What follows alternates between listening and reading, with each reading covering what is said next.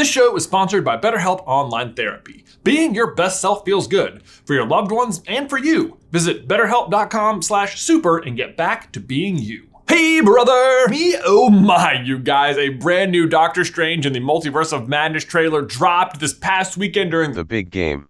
And wow, was there a lot to unpack. I honestly didn't realize how much I was looking forward to this movie, and now that I've watched the trailer, I'm like, yes, let's do it. Because it totally feels like all of the series we've been watching on Disney Plus for the last year are finally all gonna come together and be relevant and like really pay off. Well, maybe not all of them, but if you haven't gotten around to watching WandaVision or Loki or What If yet, now might be the time to do so. Which, to be fair, is kind of a lot. And even after you've seen it, it's all kind of complicated. So today, really, we wanted to do two things. First, just sort of go over how we got here, how we arrived at the Multiverse of Madness, in case you missed anything. And then also, of course, break down some of the crazy things in the trailer, because it was truly just mind-blowing, or mind-warping?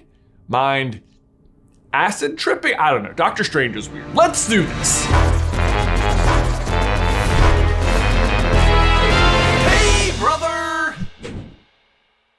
Guys, before we dive on into today's video, we need to give a huge thank you to today's sponsor, BetterHelp Online Therapy. We talk about BetterHelp a lot on the show, and this month we're discussing some of the stigmas around mental health. Like, a lot of people think you need to wait until things are just unbearable before you finally go to therapy. But that's just not true. Therapy is something you can use before things get bad, and it's honestly something you can use to help things from ever getting that low. Like, I know for me personally, taking charge of my mental health really helped me prepare for all of the stressors of the past 2 years, like COVID and having twins. Because mental health maintenance should just be part of your normal life. Like, we take care of our bodies and we should also be taking care of our minds. And BetterHelp is customized online therapy that offers video, phone, and even live chat options. So you don't have to be on camera when you're talking to your therapist if you don't want to. It's much more affordable than in-person therapy, and you can be matched with your therapist in under 48 hours. So give it a try, see why over 2 million people have turned to BetterHelp Online Therapy. Plus, our viewers can get 10% off their first month when they go to betterhelp.com/super. Again, that is 10% off your first month when you go to betterhelp.com/super. Link is in the description down below. Okay, so on the most basic level, here is the current state of the MCU. And hey, if you already feel like you have a pretty good idea what the multiverse is and you just want to get right to the trailer breakdown, you can skip ahead to 12 minutes, 45 seconds. We'll fill in the time later. In case you're unaware, we've had 3 big phases to kick off the entire shebang. And those 3 phases made up what's known as the Infinity Saga, each phase capping off with another Avengers movie. But they all revolved around the Infinity Stones, where they came from, what they did, and what happens when you put them all together in a great big glove and snap your fingers. Glove, I said glove. Sorry. Glove.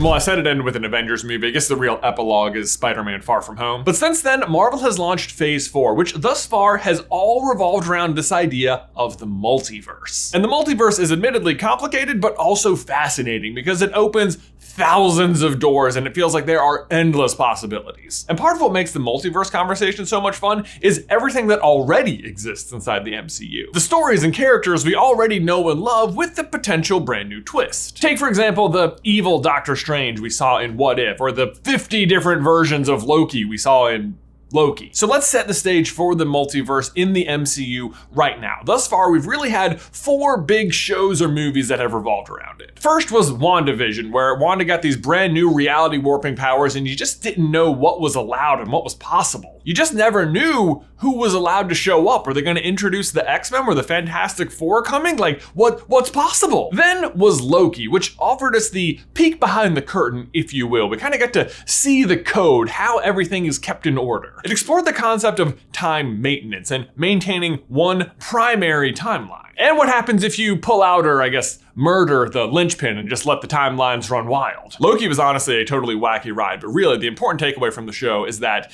Tom Hiddleston and Owen Wilson have some of the best on-screen chemistry I have ever seen. Go to almost any clip of them. Big metaphor guy. I love it. Makes you sound super smart. I am smart. I know.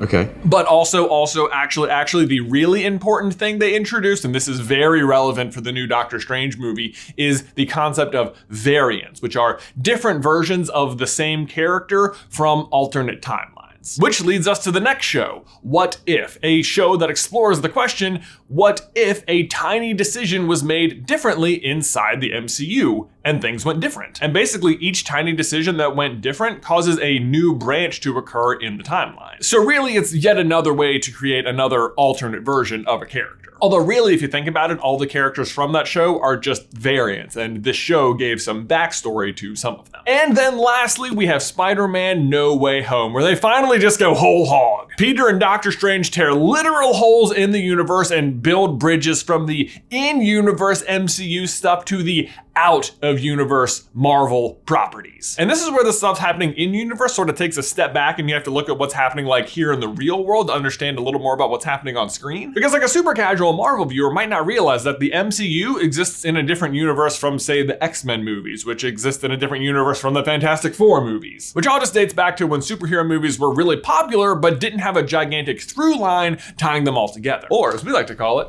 Kevin Feige. But part of why that happened is because at one point Marvel Comics was having financial difficulties, so they started selling off the movie rights to different characters to different studios. So Sony got Spider-Man, Fox got the X-Men and the Fantastic Four, and Disney got basically everything else. Except maybe randomly not She-Hulk for a while there, but they got her now. But then out here in the real world, Disney purchased Fox, so now they have access to all of those characters as well. But the reason this is significant is because while these franchises have all been really popular in their own way, they've also been decidedly different from one another. But now with the multiverse, and as of No Way Home, anything goes. Meaning that while these were originally separate characters and plots from one another, they were only separate until now. And especially in Doctor Strange and the Multiverse of Madness, worlds are about to start colliding. And if you've been paying attention, Marvel has really just been very slowly stair-stepping us, the entire audience, up to this point for like a while now. Which is good, because otherwise I think it would have been kind of like drinking from a fire hose. The first tiny glimpse we had that maybe this was a possibility was in Spider-Man Far From Home, where J. Jonah Jameson shows up again, once more being played by none other than J.K. Simmons. And this made waves because J.K. Simmons is who played J. Jonah Jameson in the Sam Raimi Spider-Man movies. Spider-Man! So when he showed up in the MCU, you had to wonder,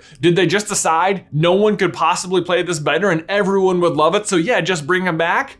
Or did he cross over from another timeline? In the end, it turns out it was just fan service, and J.K. Simmons is awesome at playing this role, so they brought him back. But inside of Far From Home, there is a whole thrown away plot about Mysterio being from an alternate universe. Like, it's brought up, and it made you wonder. Mr. Beck is from Earth, just not yours. Really, I suppose the proper canon word is that this is a variant version of J. Jonah Jameson. Pretty much exactly like it was before, just like a little bit older, way better internet access. Anyway, the next way they started lulling you into this like, yes, bring me the multiverse, was in WandaVision, where they had a very interesting opportunity. So in case you've forgotten, and I wouldn't be surprised if you did because it didn't get a ton of screen time, but Wanda, when she was introduced, also had a brother named Pietro. When we first got introduced to them at the end of Winter Soldier, they were kind of a package deal. They were siblings and they both had powers. They are very close, but sadly at the end of Age of Ultron, Pietro takes a bullet for Hawkeye and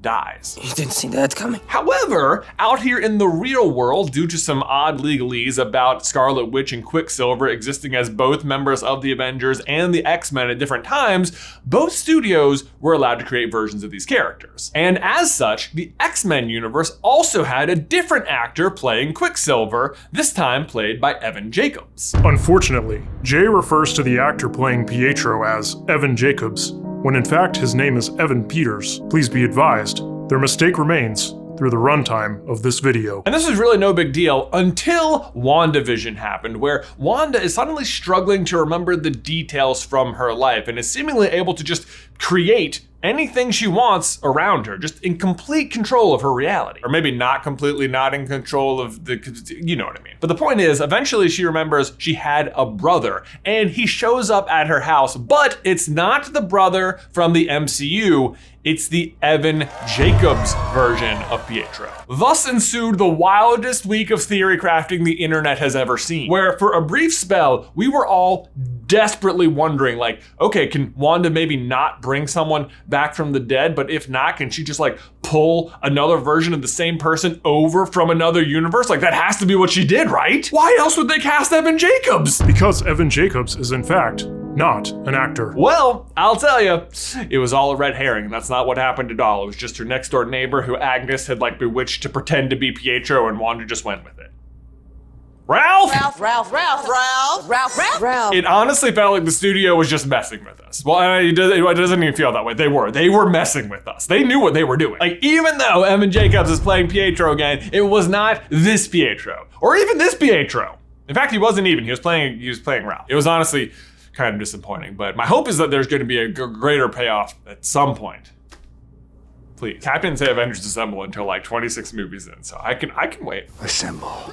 And that brings us to Spider-Man No Way Home, where thanks to Mysterio and J. Jonah Jameson, everyone knows Spider-Man's secret identity, Peter Parker, and it is destroying the lives of everyone he knows. So Peter goes to Doctor Strange for help, asking if he can erase that memory from everyone's head. But then he keeps throwing in all these modifications, and in the process of casting the spell, they accidentally crack the multiverse kind of like wide open. And in that moment, they finally actually do the thing they've been lulling us into. They bridge the gap from what has only existed inside the MCU to the other existing Marvel properties. Peter Parker's from the Sam Raimi trilogy, from the Andrew Garfield run, and from the Tom Holland run, along with many of the various villains, all now existed simultaneously inside the MCU.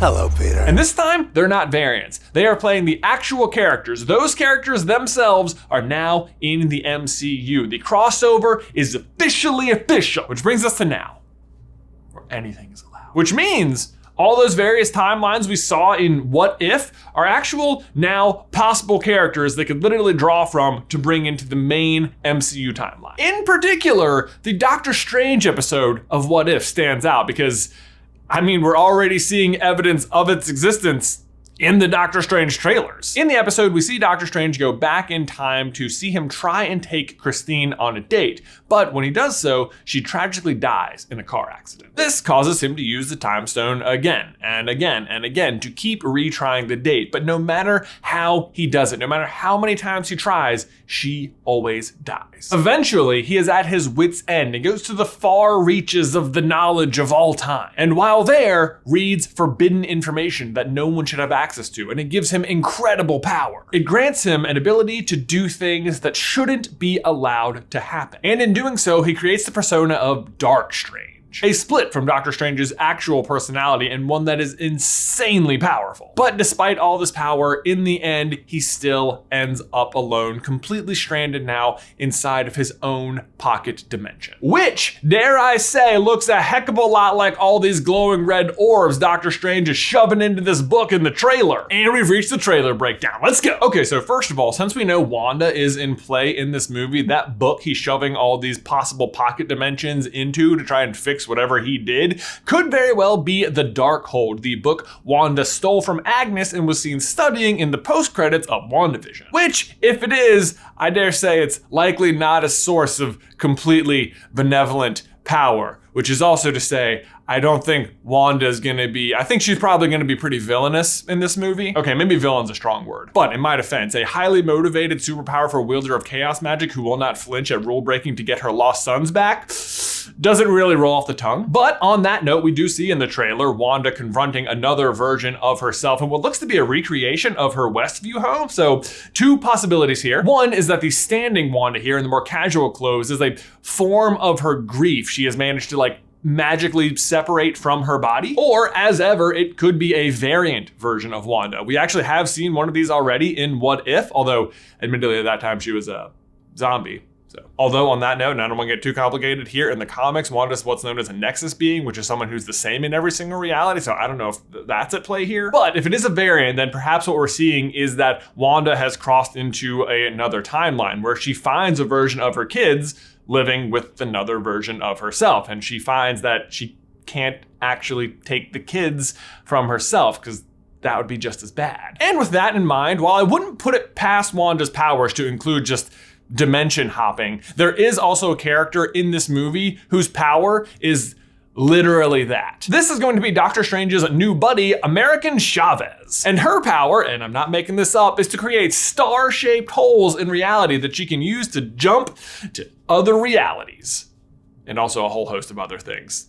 too, but that's the big one. But I do think this is her fighting Wanda right here, which makes me think Wanda maybe asked her for this favor and she declined, and now maybe Wanda is trying to force the issue. Although to be fair, maybe that's not even Chavez she's fighting right here, because it's hard to tell. She's all aglow. It looks like it could be like another version of Captain Marvel even, or possibly, and hear me out here, the Human Torch. Okay, it's probably not that last one, but that is a convenient segue to the next part of the trailer I want to talk about, which is right here when Doctor Strange is being arrested for messing with the multiverse itself. Which leads to an interesting question, which is, who has the authority to police such things in the first place? Like, it sort of seems like that should fall under the TVA's jurisdiction, but maybe they don't exist anymore, but maybe it's hard to tell when the TVA exists at all, sort of always and sort of never. But also, this obviously isn't the TVA, so who are they? And the answer is that this is Marvel's version of the Illuminati, which in the comics is a group of super smart heroes from around the multiverse that gather together to try and prevent exactly what's happening from happening. You know, honestly, they do just sound a lot like the TVA. Do we really need two organizations that are working on the same thing? They feel like they would cross over. What is the difference between the FBI and the CIA anyway? Whatever, I'm sure they're gonna explain it and we'll just be like, okay. Really, doesn't matter. The important thing is who is a member of the Illuminati in the MCU. And from the trailer, at the very least, it looks like Baron Mordo from Doctor Strange 1, because he's the one doing the arresting. And worth mentioning, historically, one of Doctor Strange's most nefarious adversaries. But more important is whoever says this line. We should tell him the truth. Now, we can't see his face when he says that, but that is unmistakably the voice of Patrick Stewart, who is absolutely reprising his role as none other than Professor X. And if you're sitting there saying, yeah, but didn't he die in Logan? Yes, you would be correct. But remember, variants. So different Dr. X, same actor. Exactly the same as the J. Jonah Jameson situation. Way better powers. I want Spider-Man! But other notable members of the Illuminati in the comics have included Tony Stark, Hank Pym, Namor, Reed Richards, Steve Rogers, Captain Britain, basically all of like the super hyper smart ones. And Steve Rogers. Language. And some of those really do stand out as very likely candidates for this movie. For example, if they're already going to be introducing the X-Men, why not also do the Fantastic Four as well? That would make Reed Richards, aka Mr. Fantastic, an awesome inclusion on this list. Plus, there's been like a lot of rumors that John Krasinski might play this role, and I really hope that's true, and I really hope he's in that chair. Also, it's already been confirmed that Namor, the King of Atlantis, is already cast for Black Panther 2, so we could go ahead and introduce him here. And while I doubt they would use Robert Downey Jr. again in a Marvel movie so soon, I don't think it's impossible Tony Stark is there, just played by someone else, because Tom Cruise, of all people, has actually been rumored to be playing Tony Stark in this movie. Plus, there's all these Ultron bots escorting Doctor Strange through the Illuminati, which feels like more evidence that Tony would be involved, but could also mean that Bruce could be involved, or Vision, or heck, even Ultron, all of which would be really fun options, especially Bruce, because they could get like Edward Norton to play the variant version of him, or even Eric Bana, or Lou Ferrigno. Do it, Marvel. Please get your hand out of my face and stop calling me Hulk. Or, less likely, but still possible, they're not Ultron bots at all, but are instead Doom bots, because one Victor Von Doom is part of the Illuminati. I'm loving this movie. We can just make ridiculous claims and it's like, no, yeah, it's possible. Also, I did mention Captain Britain before, which might make you think, wait, does that mean Captain Carter from What If is gonna be on the council? And let me just say, yes, that is totally possible. In fact, her shield can be spotted on the most recent Doctor Strange Multiverse of Madness poster right here. So I think that basically confirms she'll be in the movie in some way. But Captain Britain is actually a whole different character in Marvel, who is sometimes also known as the Black Knight, who is going to be portrayed by Kit Harington as of the post-credits in the Eternals. But honestly, if you can't tell, really, anything goes in this movie. I mean, for all we know, Deadpool could be part of the Illuminati. I mean, he was part of Fox and Disney bought them, so wait a minute. Is that,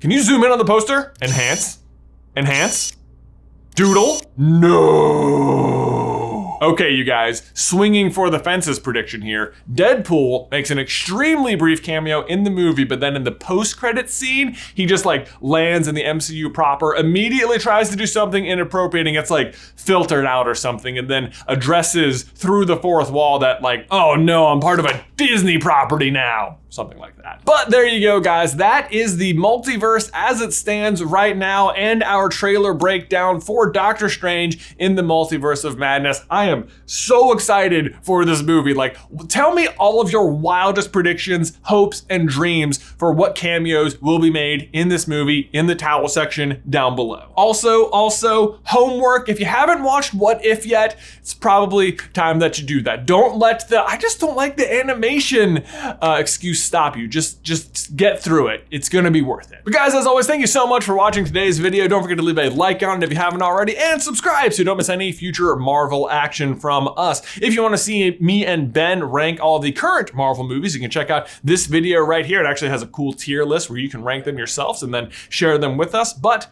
otherwise, until next time, Ben, I will see you in another life, brother.